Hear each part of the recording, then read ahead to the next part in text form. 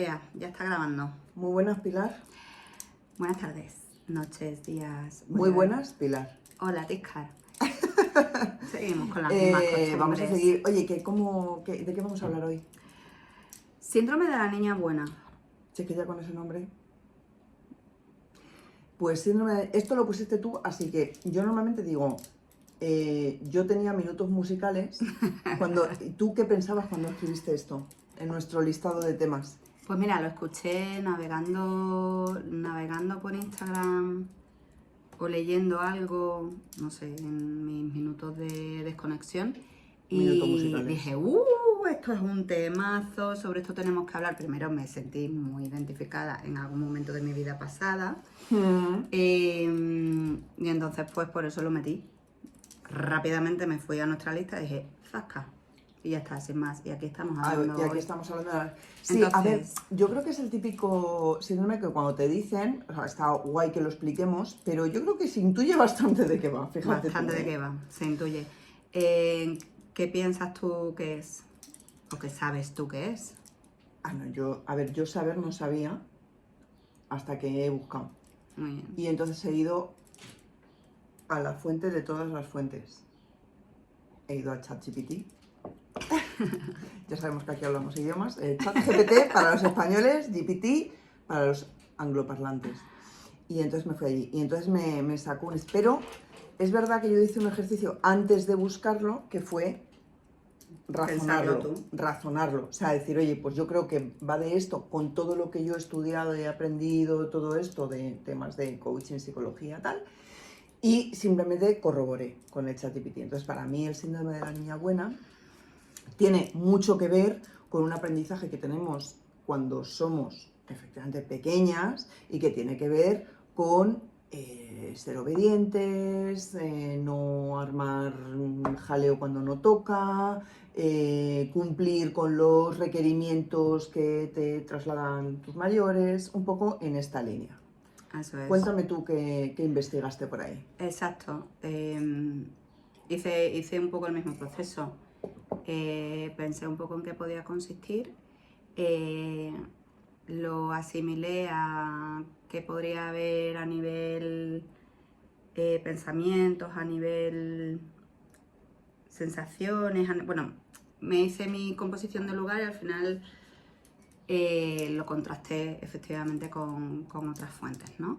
Al final es un conjunto de comportamientos y actitudes que tomamos en general, o está tipificado con niñas, y al final, a medida que vamos creciendo más en adultas, el problema es que cuando tú eres niña desarrollas estos comportamientos para ser valorada y ser aceptada. Instalas un programa en tu disco duro que se reproduce en tu edad adulta. Exacto. ¿No? Se reproduce porque has generado un patrón, has aprendido a comportarte de una manera que es la que consigue pues ese reconocimiento y esa valoración al final que buscan los niños pequeños. Quieren ser vistos, quieren ser amados. Entonces, totalmente. Ese es el programa que tú comentas que se instala y que seguimos reproduciendo de manera inhábil cuando somos adultas. Claro. Y pongo el femenino porque ahora vamos a hablar de la otra cara de la moneda. Perdóname que voy a puntualizar una cosa. Cuando Pilar habla de inhábil, a lo que se refiere es que en su momento era un sistema de adaptación al entorno, es decir, de supervivencia, porque lo que busca un niño es adaptarse a su entorno para sobrevivir, o sea, para ser aceptado, para estar... Pero cuando llegas a la edad adulta ya no es útil, o sea, en su momento nos sirvió para algo, pero ya no. Ya no es necesario. Y eso es. Ya no es necesario. Es más, no solamente no es necesario, sino que es que no nos hace ningún favor. Exacto. Vale. ¿Y ese conjunto de comportamientos cuáles son? Que no lo hemos comentado. Pues un Kit Kat, cuando hablamos de mujeres, voy a abrir ese melón, ¿vale?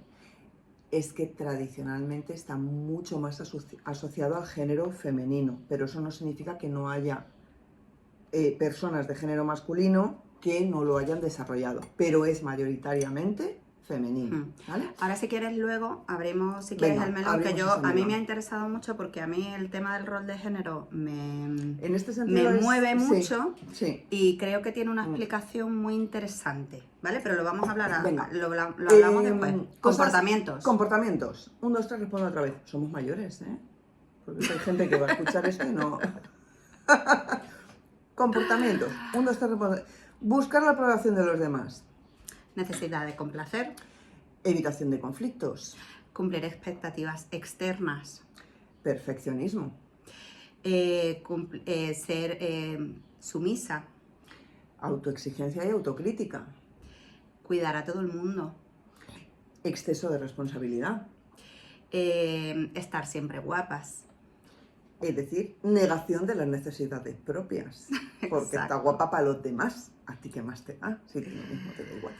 Bueno, ya hemos... No es- hay un montón, hay un montón. Claro. O sea, todo tiene que ver con proyectar hacia afuera lo que los demás esperan de una por delante de lo que yo necesito o lo que yo Claro. quiero, ¿no? Es cumplir con unas necesidades que en muchas ocasiones son autoimpuestas, es decir, nos las hemos Eso puesto es. nosotras mismas porque pensamos que los demás, la sociedad, Sí. espera que nosotras seamos, hagamos o... Y hemos desarrollado esa creencia porque en su momento nos lo han premiado. O sea, quiero decir, Eso es. cuando tú a lo mejor has, lo que hablábamos, por ejemplo, del exceso de responsabilidad, cuando tú a lo mejor has sido la hermana mayor, que es tu caso, no el Sí. mío, pero es tu caso, ¿vale? Has tenido ese exceso de responsabilidad y te has ocupado de tu hermano y a lo mejor pues has estado atenta a que no le pasara nada o a llevarle al cole y a lo mejor tus mayores, no estoy hablando ahora mismo de tu madre o tu abuela o tu tía del barrio de al lado, estoy hablando, tus mayores te han dicho, ay Pilar, es que da gusto contigo porque cómo cuidas de tu hermano. Lo Claro. cual está muy bien, quiero decir, te están reconociendo y eso es muy guay, pero en tu cerebro infantil lo que se instala es un yo soy valiosa por esto, Así es. no por ser, sino por hacer. ¿Sí? Eso es. Va un poco por ahí. Totalmente. Y antes hemos hablado de ese patrón inhábil. Inhábil significa que ya no solamente no sea necesario, sino que es perjudicial para nosotras. ¿Qué implica? Que perdemos autenticidad y que incluso, o sea, que nos anulamos a nosotras mismas hasta llegar Ese al es el punto y con el peligro de no saber quién somos en el sentido de cuáles son nuestras necesidades, cuáles son nuestros deseos, cuáles son nuestras emociones. Y es más, y esto le voy a dar la vuelta, ¿vale? O sea, porque de momento parece como que nosotras somos las víctimas, pero luego si le sigues dando, porque esto es que tiene un melón muy grande en medio, es que, ¿qué pasa? Que como yo me agarro a eso que esperan los demás de mí, lo sigo haciendo, y cuando no me lo reconocen, entonces echo en cara a otros, oye, es que no me estás reconociendo esto que hago. Triángulo de Karpman. ¡Oh, eso es otro capítulo! Otro episodio, que no sabemos si será antes o después de este. No lo sabemos porque... Dependiendo, si ya se ha publicado, pues lo pondremos en las recomendaciones de en las escúchate esto recomendaciones, antes. exacto. Pero, claro, pero a lo que Sí. voy es inhábil por esto, porque al final implica ese sufrimiento múltiple porque tú estás depositando tu valía personal en otros y cuando esos otros no reconocen eso que haces, que tú crees que debería ser valorable, no te valoran, pues un drama. Porque entonces, claro, es que no me tienes en cuenta, es que no me valoras, que no... Claro, es que si Cuando nadie te lo ha pedido. Claro, porque que tu identidad se base en algo externo La es muy aprobación de los peligroso. demás, Es muy claro. peligroso. Y para mí esa es la clave de identificar ese síndrome de la niña buena. No porque... vamos a puntualizar aquí cosas. Yo lo que veo es que a priori, bien gestionado, puede ser incluso positivo para la persona, como todos los síndromes. Quiero decir, si tú eres una persona que hace bien las cosas, que se responsabiliza de sus compromisos, que es empática con las necesidades de los demás, hasta ahí todo bien.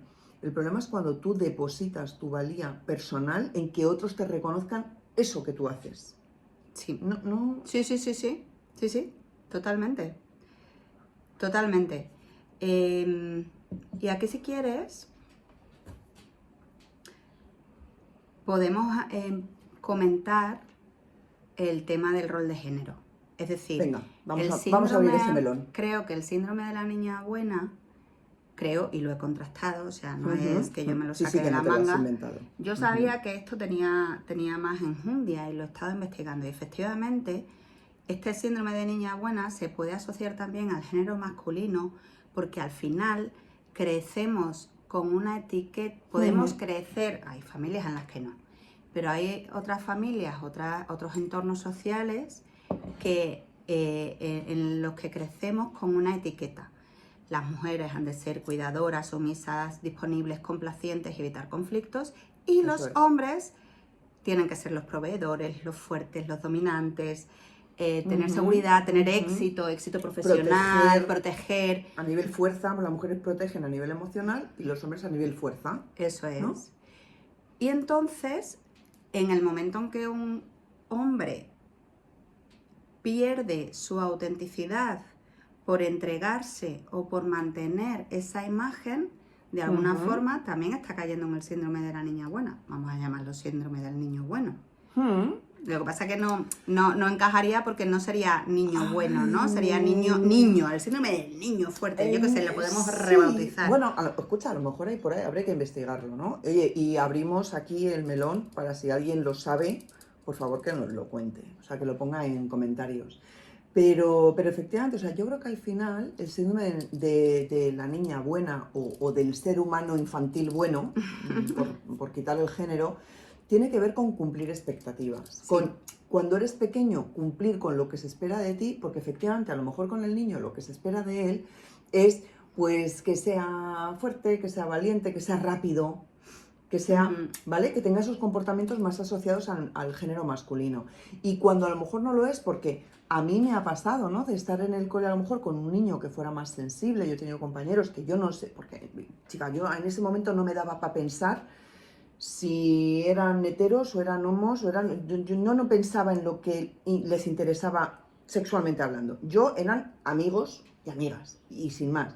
Pero es verdad que cuando había un niño que era más sensible, y con más sensible es pues que era más empático, era más cuidadoso, era más tal, ya... O que apreciaba más el arte, la belleza. Por ejemplo, o que se juntaba con las niñas. Sí. Que lo mismo, lo que era listo y sabía que había nicho. ¿Me explico? O sea, quiero decir, para ligar, quiero decir. Y sin embargo, como se juntaba con las niñas, automáticamente tildado de, igual que las niñas que se juntaban a lo mejor con los niños porque les gustaba más el fútbol y eran tildadas de. Sí. O sea, quiero decir, el síndrome de ser humano bueno tiene que ver con cumplir, si estás cumpliendo con las expectativas que culturalmente se tienen sobre ese ser humano. Y ahí no es independiente de su género, sino que tiene vinculación directa con lo que se espera de ese género. Con un niño porque sea fuerte, que sea valiente, que sea protector, que sea peleón, y con una mujer porque sea sumisa, que sea empática, que escuche, que cuide, ¿no? Claro, sí, totalmente. Lo que estoy rumiando ahora mismo es que quizá, por ejemplo, también hemos conocido quizá por el cine, novelas o también casos quizás que nos toquen más de cerca, casos de chicos que igual han sido hijos únicos y se ha esperado que cuiden de su madre, sobre todo, ¿no? Que cuiden de sus mayores, ¿no? Entonces ahí ya no estamos hablando del síndrome de niña buena aplicado a género masculino en los términos en los que estábamos hablando, sino en realidad lo que estamos diciendo es que cuando tú en la infancia desarrollas un comportamiento que encaje con el entorno en el que creces, eso se convierte en un patrón que hace que en la medida en que vas madurando y vas creciendo, te tapa por completo y te anula tu personalidad. Porque si tú creces con eso y estás a gusto con eso, claro, y sabes que eso está alineado con tus expectativas y tus deseos y tus necesidades, estupendo. Feten, si no hay sufrimiento detrás de ese comportamiento, todo bien. O sea, quiero decir, si tú eres una persona, si tú eres Teresa de Calcuta y lo que te hace inmensamente feliz es dejar de lado tu vida para dedicarla a otras personas, perfecto, porque eso es tu propósito de vida. Todo bien. El problema viene cuando tú estás haciendo eso que acabas de decir, de aparco mi vida, como la pasa a hombres y a muchísimas mujeres que por ser las hijas pequeñas de familias, estaba por hecho que no se iban a casar porque eran las que se quedaban con sus padres hasta que los padres fallecieran. Y entonces dejas de lado tu vida, aparcas tus deseos de casarte, de tener hijos o de ser independiente, de viajar por el mundo, porque tú te vas a quedar con tus padres hasta que ellos se mueran y tu vida empieza cuando ellos se mueren. Y por dentro, repito, si tú con este rol eres felicísimo, no hay conflicto. El problema, y de conflicto hablamos en un capítulo de otra temporada pasada, y es el conflicto interno. Pero si tú por dentro lo que está pasando es que estás cada día de tu vida renegando de tu realidad, porque eso que estás viviendo no es lo que tú quieres, ahí es donde está el problema. Claro. Has utilizado otra palabra que es renegar, que tiene también que ver con la resignación, ¿no? Que tiene que ver con hacerse la víctima y con no aceptar aquellas cosas que sí puedes cambiar. O sea, no, perdón. Sí, con no aceptar aquellas cosas que sí puedes cambiar, que aún sabiendo que podrías cambiar cosas, decepcionando a los demás o al contexto o a lo que se espera de ti, decides no hacerlo por no generar ese conflicto, ¿no? Claro. Entonces digamos que ya nos estamos inventando, que no sabremos si está inventado o no, estamos evolucionando el síndrome de la niña buena al síndrome del ser humano bueno en la medida en que no estamos viviendo nuestra vida en contra de las expectativas ajenas. Eso es. Y vuelvo a puntualizar, cuando se dice niño o niña bueno o buena, lo del niño es importante porque es un síndrome que tiene que ver con algo que hemos grabado en nuestra infancia y lo estamos trasladando a nuestra vida adulta. Y ahí es donde empieza el sufrimiento. ¿Vale? Exacto. Entonces, llegados a este punto, Piluca, ¿qué hacemos con esto? ¿Cómo podemos, si de repente con todo esto que hemos hablado, ha habido oyentas que se han identificado con esto? ¿Cómo hacemos? ¿Sabías que retenemos entre un 20 y un 30% de lo que escuchamos y hasta un 70% de lo que leemos? Suscríbete a nuestra newsletter y no te pierdas nuestras novedades y contenido extra que complementan nuestros episodios. Mejora tu desarrollo personal y profesional con reflexiones adicionales que puedes repasar y aplicar cuando quieras. Suscríbete ahora y maximiza tu aprendizaje. Tienes el link abajo en el texto. Si de repente con todo esto que hemos hablado ha habido oyentas que se han identificado con esto, ¿cómo hacemos? Yo creo, a ver, como sabéis, esto no está preparado. Tiscar y yo no lo comentamos antes. Yo creo que estos casos son de cabeza terapia. Pero de cabeza. Terapia. Absolutamente. El coaching aquí no puede intervenir. Solamente puede intervenir cuando el terapeuta considere que es adecuado, que está en un punto en el que se puede avanzar en otros, en ámbitos que discurran en paralelo o que tienen cierta convergencia. Pero lo primero es terapia, porque estamos hablando de patrones instalados en el subconsciente que con coaching regular. A ver, y tiro otra vez del capítulo aquel en el que diferenciábamos coaching de otras disciplinas. Efectivamente, cuando tienes algo instalado en tu niñez, es muy difícil, por no decir imposible, que un coach sea capaz. No tenemos las herramientas necesarias para reprogramar eso que está instalado ahí. Ahora bien, lo que sí podemos hacer para estas personas, que no es algo súper traumático, pero de repente tienen tintes es decir, no es...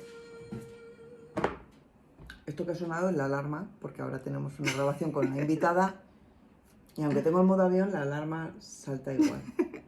No pasa nada. No, a lo que voy. Cuando no es un tema traumático, sí tenemos algunas herramientas para intentar trabajar desde el plano puramente desde mi punto de vista, ¿vale? Conductual, para cambiar determinados comportamientos. Es decir, yo no te puedo trabajar tu parte subconsciente. Sí. Pero hay gente que de repente, y ahí vamos a hablar, aunque yo sé que hay gente que esto a lo mejor le chirría un poco, pero vamos a hablar de cada una de nosotras, lo que hemos descubierto y que sí hemos trabajado a lo mejor sin necesidad de ir a terapia. Vale, pero vamos a terminar antes de lo que estamos Venga. hablando, lo que estamos hablando del tema terapia Sí, esto coaching. nos pasa mucho de que nos vamos por las ramas. Sí, todo el rato además. Bueno, lo que estábamos diciendo, que pensamos que la primera herramienta para superar este síndrome Terapia. es terapia.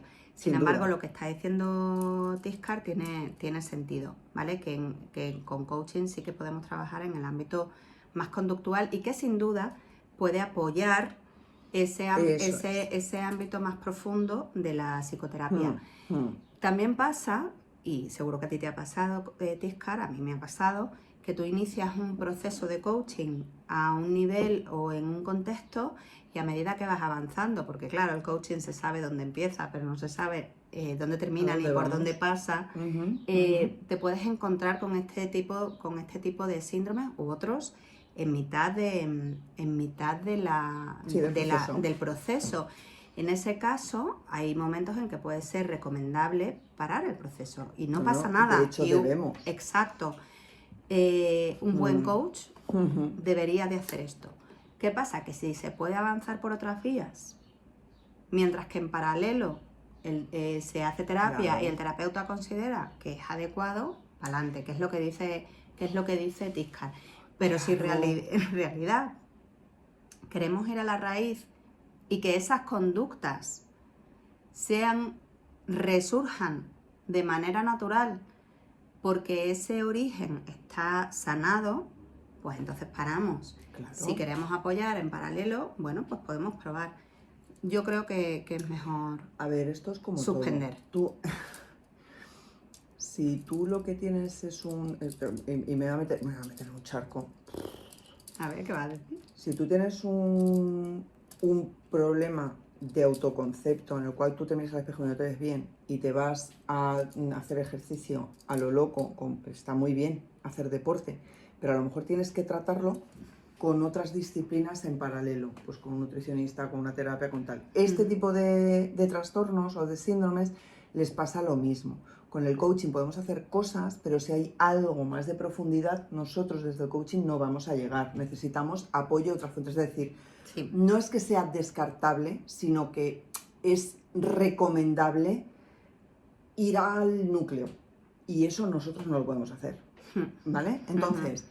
Sí, sobre todo, perdona, porque una de las premisas del coaching es que las personas sean independientes, es decir, en el proceso aprendan, es decir, consigan sus objetivos, pero aprendan y sean independientes para solucionar en el futuro problemas parecidos por las herramientas que han integrado durante el proceso.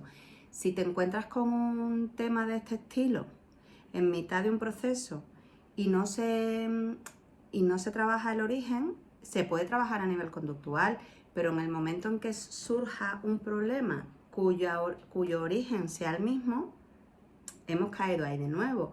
¿Qué pasa? Que como coaches, pues nos puede en un momento dado interesar, ¿no? Mal coach. Error.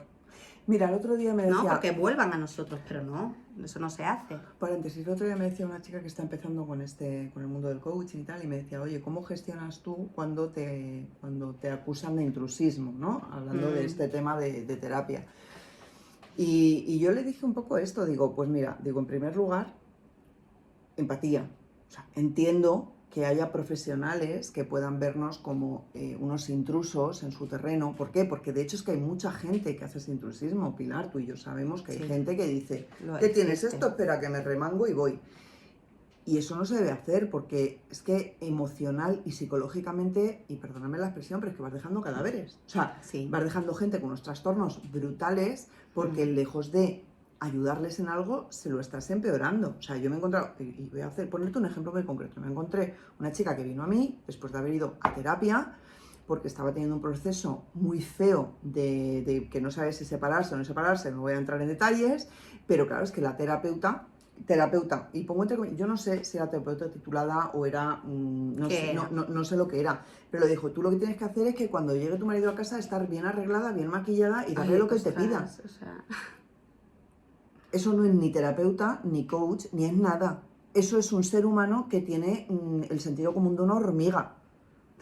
O sea, perdóname, No, ¿sabes? totalmente. Entonces, cuando a mí esta chica me decía, oye, ¿cómo gestionas tú el tema de intrusismo? Yo le gestiono diciendo la verdad, y es que, efectivamente, es que yo no soy psicóloga, entonces no te preocupes que yo no me entrometo en nada. Según yo vea algo que creo que se me escapa de mis capacidades o de mis recursos, Sí, pero automáticamente escúchame, derivo. bueno, nos estamos yendo, ¿eh? No, un En este poco. capítulo nos estamos yendo otra vez. Pero esa es la magia de nuestro podcast. Sí, por cerrar el tema, y no quiero, por supuesto, no hace falta, puedes añadir lo que quieras.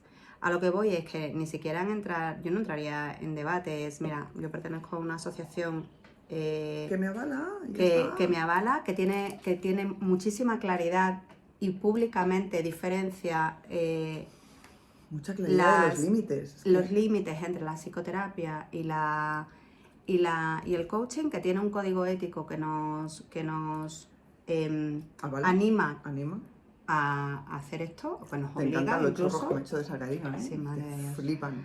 Que nos obliga a cumplirlo y punto pelota. Es más, también podríamos hablar del intrusismo que hay de la psicoterapia al coaching, porque hay muchos psicólogos que no... Que se han ido al otro lado. Claro, pero escucha, pero es porque se ha psicologizado todos los problemas en esta vida. Bueno, y porque como es más glamuroso últimamente el coach que el terapeuta, al final dicen, pues voy a decir que soy coach. Eso no era mío. O a la gente es más glamuroso o a la gente le da menos vergüenza, no lo sé, en fin. Volvamos a la niña buena. Volvamos a la niña buena. Tú estabas diciendo que habláramos de nuestra experiencia personal. Claro, o sea, como a nivel de coaching hemos dicho, hay temas que van muy al núcleo, al origen, por así decir, de este síndrome que nosotros no podemos tocar. Pero a nivel de coaching, yo no me reconozco al 100% con este síndrome. Por lo tanto, yo no creo que yo fuera susceptible de necesitar terapia para algo como eso. Pero sí hay algunos aspectos en los que sí me he identificado y que sí que se pueden trabajar desde el coaching.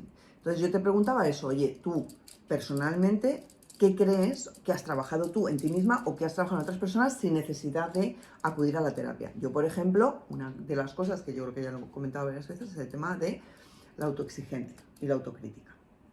O sea, sin irme al origen de esa niña buena, sí que es verdad que esa parte de autoexigencia, para mí la clave fue cuando una terapeuta, en mi caso, porque era como, bueno, es que yo tengo que ser la mejor en esto. Bueno, ¿qué es ser la mejor? Y ahí te desmonta todo el tinglado. ¿Qué es? Y os hago a vosotros la pregunta, ¿qué es ser la mejor? Zasca, es que no hay manera de definir esto. No de definirlo, lo puedes definir, pero ¿quién dice quién es la mejor? ¿Quién pone el estándar? Sí, yo es que yo he pasado por todos. Buscar la aprobación de los demás, check. Evitar conflictos, check. Perfeccionismo, check. Exceso de responsabilidad, check. Autoexigencia, autocrítica, check. Negación de necesidades propias, check. Y todos resueltos o a medio resolver con terapia. Sí, Soy carne de síndrome de niña buena. Sí. Sin duda. En tu caso, ¿Qué pasa? sí. Que estoy crecidita en el sentido de, no por la edad, que también, Somos experimentadas, no mayores. pero sí, yo lo he sufrido. De hecho, mi transformación se inició cuando empecé a darme cuenta en realidad nunca le pusimos este nombre, pero era eso. Me acuerdo que uno de los primeros ejercicios que va a ser, mira, como ya estamos llegando a un minuto razonable para ir resumiendo. Venga, ejercicio. Mi recomendación de hoy, coger un papel y hacer una tablita, bueno, a ver, no nos vamos a ir demasiado, varias columnas, ¿vale? 3 columnas grandes que ponga, en el caso de ser madre, mujer, y si tenemos pareja, cónyuge, esposa, lo que queramos llamarlo, ¿no? Pareja. Y luego debajo de cada una, 2 columnitas, deseos y necesidades propias. Sí, claro, si pones las agendas ya estamos liándola. Exacto, porque es que ahí está el kit de la cuestión. Tú como madre, ¿qué necesitas? Eso ¿no? es. O sea, no es que necesitan tus hijos de ti como madre. Exacto. ¿Qué necesitas tú como madre? Sí. Y tú que pusiste, tengo mucha curiosidad, de madre de 3. Es que tengo muchísima Necesidad curiosidad. como madre, pues pasar tiempo con ellos, pero pasar tiempo también yo sola, por ejemplo. Pero es en ese momento, en el momento en que te paras a hacer el ejercicio, Ujú, es cuando te das cuenta de en qué cosas, primero, diferenciar necesidades de deseos, que en ujú. muchos casos las confundimos, ¿vale? Y Es llegando al correcto. extremo podemos caer en la definición de definiendo necesidades como realmente cosas que son deseos, ¿vale? Totalmente. Por ejemplo, el nivel económico que queremos alcanzar, ¿no? O el Ujú. nivel salarial que queremos alcanzar. Sí. Ahí, por ejemplo, hay muchas... Claro. Entonces, ese es un tema. Pero en el momento en que te pones a pensar en necesidades, en si son mías realmente, si realmente son de los demás, y cuál es esa, y dónde está el límite, O son sociales. también. Yo necesito pasar 2 horas al día con mis hijos. Bueno, ¿esto es lo que tú necesitas? ¿O es lo que tú crees que se necesita para ser una buena madre? Es que, vamos a ver. Ahí Es que aquí, está. Entonces, en el momento en esto que no se tú... puede hacer a la ligera. Entonces, en el momento en que tú te pones a reflexionar, como siempre decimos, parar a reflexionar, ya Correcto. empiezan a pasar cosas. Entonces, esa es la recomendación, ¿vale? Hoja en blanco, 6 columnas, necesidades y deseos, en todas esas facetas, o esos roles que tenemos en nuestra vida. En mi caso era mujer independiente, ente independiente, madre y esposa. Yo ahí creo que hay una parte muy importante de trabajo y es cuando tenemos este síndrome, y redundo un poco lo que ya hemos comentado, para explicar mi recomendación. Cuando tenemos este síndrome depositamos nuestra valía personal en la aprobación o en la validación que hacen externamente de nosotros. Totalmente. Entonces creo que es importante que trabajemos nuestra autoestima y que aprendamos a querernos porque somos, no por lo que hacemos, sino porque somos. Ya está. Sí, o sea, somos válidos porque somos, sin más. Porque existimos. Porque existimos, ¿vale? Entonces, a partir de ahí, hay un libro que a mí me gusta mucho, que es de Silvia Congost, es una tipa que creo que aporta muchísimo valor a nivel de todos estos temas de autoestima y también mucho temas de relación de parejas y tal, bueno. Y hay un libro que se llama Autoestima Automática. Es muy sencillo, se lee fácil, tiene ejercicios y creo que cuando aprendemos a ponernos el valor que realmente tenemos, es cuando empezamos a darnos cuenta de los límites que no hemos sido capaces de establecer con los demás. Y ahí es cuando podemos empezar a ponerlos, porque el problema, Pilar, es que a veces ponemos el límite sin creérnoslo. Totalmente. Y entonces no lo puedes defender, te lo van a rebasar sistemáticamente. Claro. Primero tengo que ponerme yo en valor para poder defender con contundencia tus límites, ¿vale? Vale. ¿Cuál sería tu frase? Estuvo bien ser una niña buena. ¿Qué quieres ser ahora? Tío, es que me dejas loca cada vez que haces una frase. No, yo soy más básica. Cuando le dices sí a los demás, ¿a quién le estás diciendo que no? Bueno, pero ¿por qué dices que eso es básico, tía? No, Es que es pero fundamental. mucho más Cuando le sencillo. dices sí, ¿a Claro. quién le dices que no? Obviamente. Y si no sabes la respuesta a lo que acabo de preguntar, pues búscate un buen profesional, porque ahí es importante esa respuesta que te das. Espera Pues un momentito. dime, verás tú, que me la va a liar. Sí. No, es que yo tenía otra duda con hacer otra recomendación. Uy, estamos repasando No, mucho. pero venga, no, dale, venga. No, otra recomendación no, otra frase. Es una pregunta, es una reflexión que quiero lanzar. Venga. Es que me parece súper importante. A mí la primera vez que me la hicieron fue como, ostras. Y la verdad es que a los clientes les impacta mucho. ¿Cómo puedes esperar de los demás algo que tú no te das? Es decir, si esperas reconocimiento, reconócete tú antes. No, si, no, esperas si esperas que te quieran, quiérete tú antes. Si esperas A ver, hacer feliz a los demás, que Pero los demás es que- que los demás te hagan feliz, hazte feliz tú a ti misma. Es que- sí, a ver, y yo voy a puntualizar y ya con esto nos despedimos, porque vamos a abrir muchos melones. Yo no estoy de acuerdo con eso de si tú no te quieres tú, ¿quién te va a querer? O sea, sé por dónde vas, pero voy a puntualizar esto. No es que la gente no te quiera si tú no te quieres, la gente te quiere. mucha gente te quiere, a pesar de que tu autoestima sea una basura. El problema es que tú no le das valor al amor que recibes. Exacto. Cuando tú no te quieres. Es decir, a lo mejor los demás te están reconociendo tu valía, pero si tú no la ves, le quitas importancia. Y entonces cuando yo te digo, jo, Pilar, es que da gusto trabajar contigo porque no sé qué, pues tú automáticamente vas a decir, esto lo dices por quedar bien, o porque no sé qué, o tampoco es tan importante. Entonces, no es exactamente que si no me quiero yo, ¿quién me va a querer? Te va a querer mucha gente, ¿vale? El tema es que tú no le vas a dar valor a ese amor o a ese reconocimiento. Y ahí es donde tenemos que trabajarnos ese síndrome.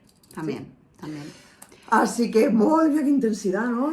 Empezamos fuerte. Empezamos o a mitad, porque no sabemos cuándo se va a emitir este capítulo, pero a tope como siempre, querida. A tope de power. Hasta la próxima, ¿no, amiga? Sí, hasta el siguiente capítulo. Capítulo. Adiós, Pilar. Tontas.